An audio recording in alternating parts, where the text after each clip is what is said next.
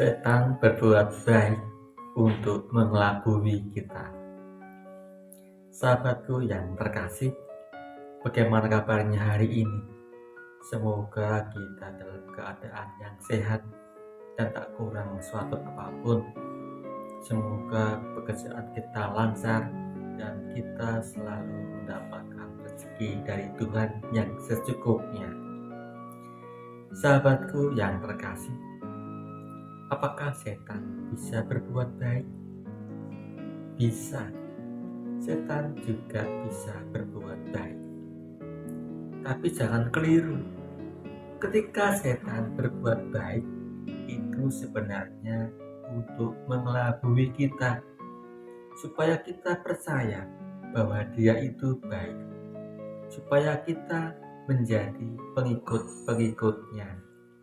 Jadi kita jangan mau dikelabui setan. Sebagai suatu contoh, misalkan setan juga bisa memberikan kekayaan, setan juga bisa memberikan kesembuhan, setan bisa memberikan apapun yang kita minta.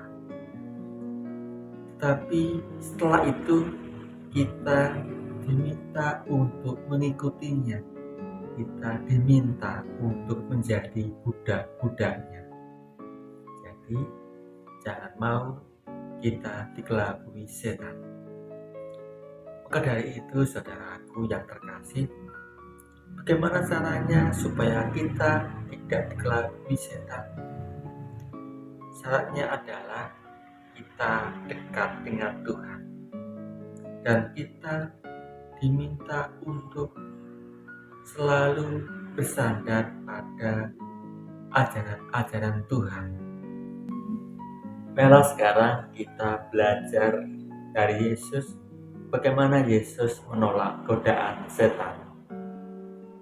Bacaan diambil dari Injil Matius bab 4 ayat 1 sampai dengan 11. Semoga Tuhan beserta kita sekarang dan selama-lamanya. Inilah Injil suci menurut Matius. Dimuliakanlah Tuhan. Maka Yesus dibawa oleh Roh kepada gurun untuk dicobai iblis. Dan setelah berpuasa 40 hari dan 40 malam, akhirnya laparlah Yesus. Lalu datanglah si pencoba itu dan berkata kepadanya, "Jika engkau anak Allah, perintahkanlah supaya batu-batu ini menjadi roti." Tetapi Yesus menjawab, "Ada tertulis, manusia hidup bukan dari roti saja, tetapi dari setiap firman yang keluar dari mulut Allah." Kemudian iblis membawanya ke kota suci dan menempatkan dia di hubungan bait Allah.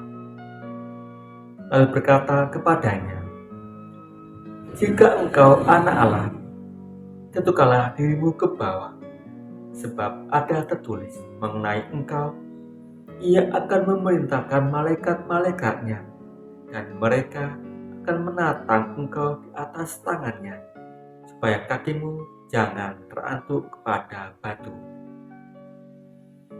Yesus berkata kepadanya, "Ada pula tertulis, janganlah engkau mencobai Tuhan Allahmu."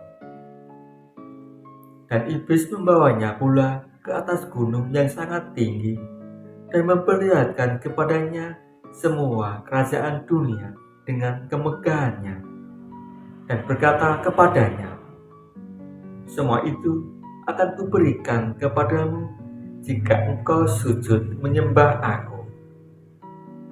Maka berkatalah Yesus kepadanya, "Kenyalah iblis, sebab ada tertulis, engkau harus menyembah Tuhan Allahmu, dan hanya kepada Dia sajalah engkau berbakti." Lalu iblis meninggalkan dia, dan lihatlah, malaikat-malaikat datang melayani Yesus. Demikianlah sabda Tuhan. Terpujilah Kristus. Sahabatku yang terkasih, itulah tadi bagaimana caranya Yesus menolak godaan setan, yaitu dengan tegas menolak dan tidak mau mengikuti godaannya. Maka kita sebagai murid-muridnya, kita juga diminta dengan tegas untuk menolak godaan setan. Maka dari itu, kita mohon kekuatan Tuhan supaya kita diberi kemampuan untuk menolak godaan setan, sehingga kita tidak terjerumus ke dalam dosa. Sahabatku yang terkasih, marilah kita belajar dari Yesus bagaimana ia menolak godaan setan, dan semoga kita dimampukan untuk memenangkan pertandingan melawan setan. Sahabatku yang terkasih, marilah kita selalu untuk berbuat baik.